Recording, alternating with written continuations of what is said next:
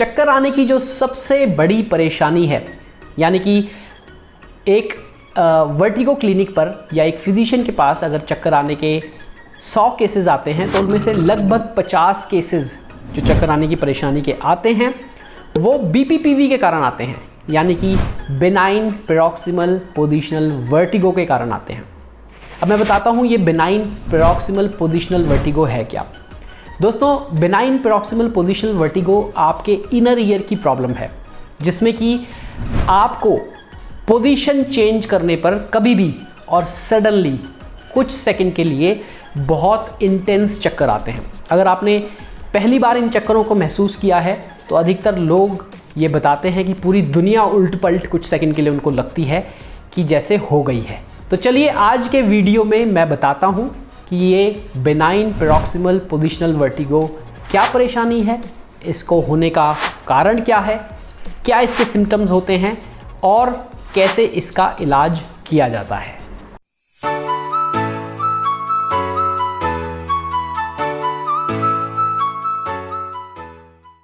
Hello दोस्तों, मैं हूं विवेक गौड़, आपका कूल फिजिकल थेरेपिस्ट। दोस्तों, मैं एक वेस्टिबुलर और न्यूरोलॉजिकल प्रॉब्लम्स का स्पेशलिस्ट हूं और आपकी जो चक्कर आने की परेशानी या बैलेंस की प्रॉब्लम या फिर न्यूरोलॉजिकल प्रॉब्लम्स जो आप लेके आते हैं उनके लिए मैं आपको कंसल्ट करता हूं, इलाज करता हूं और आपका प्रॉपर रिहैबिलिटेशन, यानी कि आप परेशानी से निकलकर वापस अपनी नॉर्मल लाइफ में कैसे आते हैं उसमें मैं मदद करता हूं।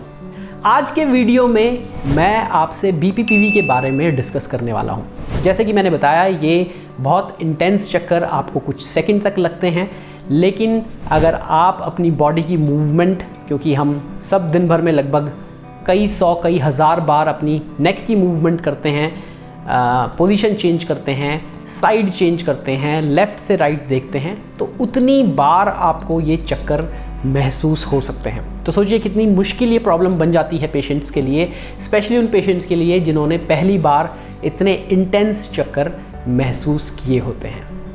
आइए दोस्तों, अब मैं आपको बताता हूँ कि पैथोफिजियोलॉजी, यानी कि जो एग्जैक्ट प्रॉब्लम BPPV की अभी तक हम समझ पाए हैं, साइंस समझ पाई है, वो क्या है। दरअसल होता ये है कि आपके इनर ईयर में, यानी कि कान के अंदरूनी हिस्से में 2 एपरेटस हैं, दोनों तरफ, लेफ्ट साइड भी और राइट साइड भी। इन एपरेटस को वेस्टिबुलर सिस्टम कहा जाता है। बहुत छोटे हैं ये, बहुत ही छोटे, माइन्यूट। और ये एपरेटस आपको जितनी भी आपकी बॉडी में मूवमेंट होती हैं, और चाहे वो लीनियर मूवमेंट हो आगे की तरफ, साइड की तरफ, या रोटेशनल मूवमेंट हो, जैसे कि हेड की साइड टू साइड मूवमेंट, आगे पीछे की मूवमेंट, राइट, और रोटेशन की मूवमेंट, इनके बारे में आपको आपके ब्रेन को प्रिसाइज सिग्नल ये इनर ईयर से वेस्टिबुलर सिस्टम के थ्रू जाता है।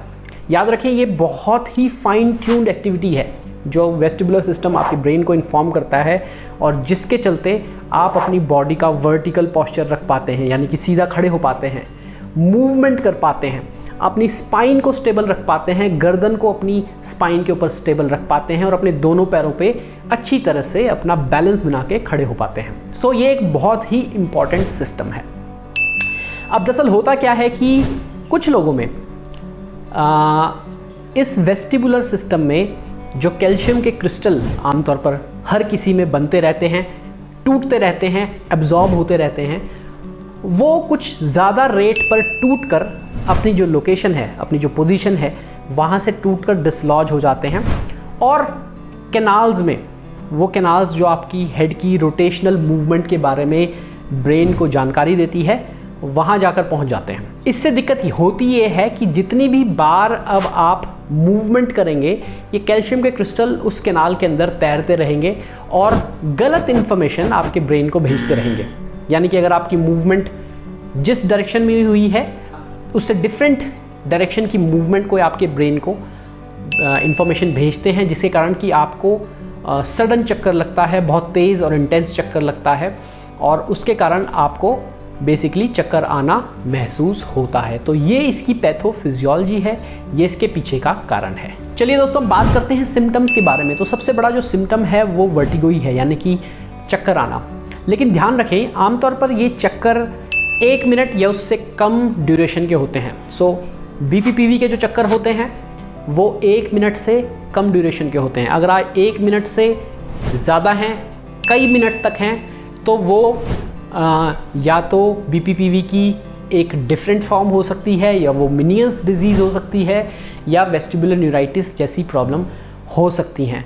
पर आमतौर पर हम ये मानते हैं और यही एक डायग्नोस्टिक क्राइटेरिया रखते हैं जब पेशेंट्स हम देखते हैं कि BPPV के चक्कर 1 मिनट से कम ड्यूरेशन के होते हैं। साथ ही में आपको नॉजिया और वॉमिटिंग भी इनिशियल एपिसोड में लगती है, स्पेशली जिन्होंने BPPV के चक्कर पहली बार महसूस किए हैं। तो इसके साथ ही आपको गिडीनेस लग सकती है, यानी कि आप अपना बैलेंस बहुत अच्छा फील नहीं करते हैं। साथ ही में हो सकता है आपको रॉकिंग बैक एंड फोर्थ, यानी कि जैसे आप नाव के ऊपर बैठे हुए हैं, साइड टू साइड झूल रहे हैं या आगे पीछे झूल रहे हैं, ऐसा महसूस होता है। कई लोग ये भी बताते हैं, स्पेशली वो लोग जो लंबे टाइम से BPPV से सफ़र कर रहे हैं, कि उनकी बॉडी में टिल्टिंग उन्हें महसूस होती है, यानी कि उनकी बॉडी जैसे एक तरफ को झुक गई है या एक तरफ को पुल उनको महसूस हो रहा है, जिसके कारण वो एक तरफ ही खींचे चले जा रहे हैं। ऐसा भी कुछ लोग कंप्लेन बताते हैं। चलो दोस्तों, बात करते हैं अब ट्रीटमेंट की। तो जब भी आप लोग मुझे कॉल करते हैं, आप अगर इंडिया के डिफरेंट कोने से बात करते हैं या बाहर के देशों से भी कई बार कॉल लोग करते हैं और इलाज लेना चाहते हैं, तो मैं आपको ये बताना चाहता हूँ कि एग्जैक्ट ट्रीटमेंट इसका हम क्या करते हैं। वैसे मैंने इसके बारे में एक डिफरेंट वीडियो भी बनाया हुआ है, अगर आप उसके बारे में जानना चाहते हैं कि एग्जैक्टली आपके अपॉइंटमेंट के दौरान क्या होता है, वीडियो कॉल से इलाज क्या होता है, कैसे कुछ सेशन में आपकी कंप्लीट इस प्रॉब्लम को ख़त्म किया जा सकता है, तो उसके लिए नीचे डिस्क्रिप्शन में लिंक ज़रूर देखें। वीडियो कॉल से अपॉइंटमेंट कैसे बुक की जाती है वो मैंने नीचे लिंक में शेयर किया हुआ है। तो चलिए मैं बताता हूँ कि BPPV का एग्जैक्ट ट्रीटमेंट क्या है। तो BPPV का जो ट्रीटमेंट का पहला पार्ट है उसे CRP मैन्यूवरिंग कहते हैं, यानी कि कैनालिक रीपोजिशनिंग प्रोसीजर। ये मैन्यूवर बहुत स्पेसिफिक मूवमेंट है बॉडी की, और जिसके थ्रू हम जो वो कैल्शियम के क्रिस्टल बाहर कैनाल्स में निकल आए हैं उनको वापस स्वीप ऑफ करके उनकी जगह पर डालने की कोशिश करते हैं। आमतौर पर 5 से 7 सेशन में, अगर आपकी BPPV की प्रॉब्लम बहुत रीसेंट है, महीने 2 महीने की है, तो 5 से 7 सेशन के अंदर में इन क्रिस्टल्स को कम्प्लीटली इनकी जगह पर वापस डाला जा सकता है। पर अगर आपकी प्रॉब्लम क्रॉनिक है, बहुत टाइम से है, एक या दोनों कान अफेक्टेड हैं या मल्टीपल कैनाल्स कान में अफेक्टेड हैं, तो उसके हिसाब से आपके सेशंस की ड्यूरेशन भी बढ़ सकती है, सेशन का नंबर भी बढ़ सकता है। तो ये जो CRP मैन्यूवर हैं, उनमें कुछ मैन्यूवर जिन्हें कि एप्ली मैन्यूवर कहा जाता है, साथ ही में लैम्पार्ट मैन्यूवर एक है, जिसे कि बारबेक्यू रोल मेथड भी कहते हैं। इसके अलावा Brandt Daroff manoeuvre, Semont manoeuvre, Casani manoeuvre, Gufoni manoeuvre, somersault manoeuvre, और इसके अलावा और भी कई तरह के मैन्यूवर्स BPPV की प्रॉब्लम को ठीक करते दौरान मुझे पेशेंट्स में अप्लाई करने पड़ते हैं। BPPV के ट्रीटमेंट में जो दूसरा इंपॉर्टेंट स्टेप है वो है वेस्टिबुलर एक्सरसाइजेज।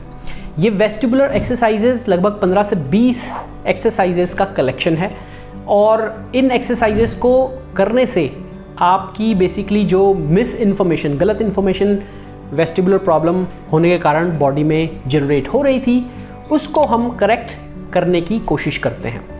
तो ये एक्सरसाइजेज आपकी आईज से, जो कि वेस्टिबुलो ऑकुलर रिफ्लेक्स के थ्रू जो इन्फॉर्मेशन आपके ब्रेन में जा रही है उसको ठीक करने की कोशिश करती हैं। आपकी नेक से जो वेस्टिबुलो सिफेलिक रिफ्लेक्स के थ्रू गर्दन से वेस्टिबुलर सिस्टम और ब्रेन में जा रही हैं उसको ठीक करने की कोशिश करती हैं। आपकी स्पाइन से, यानी कि जो स्पाइनल कॉर्ड है और स्पाइन से जो वेस्टिबुलो स्पाइनल रिफ्लेक्सेस के थ्रू वेस्टिबुलर सिस्टम को इन्फॉर्मेशन जा रही है और फिर आपके ब्रेन में जा रही है, उसको ठीक करने की कोशिश करती है। आपका बॉडी का जो बैलेंस है, स्पेस में आप किस तरह से खड़े हैं, किस तरह से ओरिएंटेड हैं, उसको ठीक करने की कोशिश करती हैं। और साथ ही में आपके जो पोस्चरल रिफ्लेक्सेस नीचे आपके पैरों से आ रहे हैं, आपकी स्पाइनल कॉर्ड के थ्रू आपके वेस्टिबुलर सिस्टम और ब्रेन तक पहुंच रहे हैं, ये एक्सरसाइजेज उनको ठीक करने की कोशिश करती हैं। ये एक्सरसाइजेज बहुत ही पावरफुल तरीका है आपकी बॉडी में नॉर्मल रिफ्लेक्सेस को क्रिएट करने का और अपने चक्कर की प्रॉब्लम को लंबे टाइम के लिए बहुत अच्छी तरह से सॉल्व करने का। तो अगर आपको मैंने ये एक्सरसाइजेज करने को बोला हुआ है या सिखाई हुई हैं, तो इन एक्सरसाइजेज को आप ज़रूर उस तरह से करें जिस तरह से मैंने आपको प्रिस्क्राइब किया हुआ है। चलिए दोस्तों, अब बात करते हैं मेडिकेशंस की कि क्या आपको बीपीपीवी में दवाइयों की ज़रूरत है। तो शुरू के 3 से 5 दिन जब आपकी बीपीपीवी की प्रॉब्लम बहुत ज़्यादा है, आपको नौजिया लग रहा है, वॉमिटिंग आ रही है, तो आपको एक्चुअल में दवाइयों की ज़रूरत है। तो इसमें जो दवाइयाँ यूज़ होती हैं उनमें से कुछ दवाइयाँ जैसे कि वर्टिन, स्टिमेटिल, मैक्लिजिन, सिनारेजिन, इस तरह की दवाइयाँ दी जाती हैं। जिन लोगों को वॉमिटिंग लगती हैं तो उनको एंटी इमेटिक यानी कि वॉमिटिंग कम करने या रोकने वाली दवाइयाँ जैसे कि डोमपेरिडोन है, उस तरह की दवाइयाँ भी प्रिस्क्राइब की जाती हैं। बट इंटरेस्टिंगली 2008 और 2017 में American Academy of otolaryngology head and neck surgery की गाइडलाइंस पूरे अमेरिका और वर्ल्ड के न्यूरोलॉजिस्ट के लिए, ईएनटी डॉक्टर्स के लिए और फिजियोथेरेपिस्ट के लिए आ चुकी हैं कि दवाइयों का बहुत ही कम रोल बीपीपीवी की प्रॉब्लम को ठीक करने में है। अगर आपने पेशेंट की प्रॉब्लम को देख लिया है कि ये बीपीपीवी की प्रॉब्लम है, तो दवाइयों पर पेशेंट को लंबे टाइम तक मत रखिए, बल्कि उनको एक वेस्टिबुलर स्पेशलिस्ट के पास भेजिए, जहां पर सीआरपी मैन्यूवर और एक्सरसाइजेस के द्वारा इन पेशेंट्स को कुछ ही सेशंस में कंप्लीटली ठीक किया जा सकता है। चलिए दोस्तों, बात करते हैं role of vitamin D in BPPV. दरअसल विटामिन डी आपके कैल्शियम के मेटाबॉलिज्म के लिए एक बहुत इंपॉर्टेंट विटामिन है। अब वो कैल्शियम चाहे आपके ब्लड में हो, वो आपकी बोन्स में हो, लिवर में हो, या फिर इवन आपके वेस्टिबुलर सिस्टम में हो। तो जो कैल्शियम के क्रिस्टल टूट के बाहर निकलते हैं वो शायद इसी कारण निकलते हैं कि आपका विटामिन डी कम रहता है। One of the main reason is that, वो एक अकेला एकमात्र रीज़न नहीं है, लेकिन वो एक बहुत इम्पॉर्टेंट रीज़न है।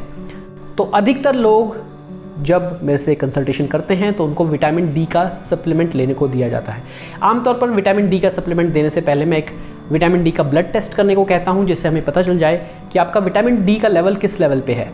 अगर आपका विटामिन डी बहुत कम लेवल पे है तो हो सकता है आपको इंजेक्टेबल फॉर्म में यानी कि इंजेक्शन से विटामिन डी लेने को भी बोला जा सकता है।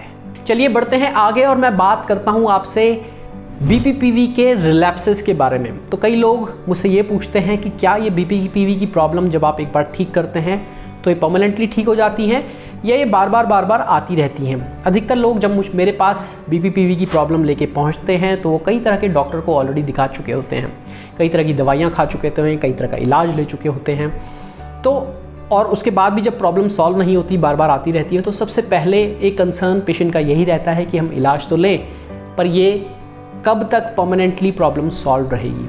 तो मैं आपको ये बताना चाहूँगा कि वैसे रिसर्चेस ये बोलती हैं कि 50% लोग जिन्होंने बीपीपीवी की प्रॉब्लम को एक बार फेस किया है, उनमें 5 साल के अंदर दूसरा एपिसोड बीपीपीवी का आमतौर पर उनको महसूस हो जाता है।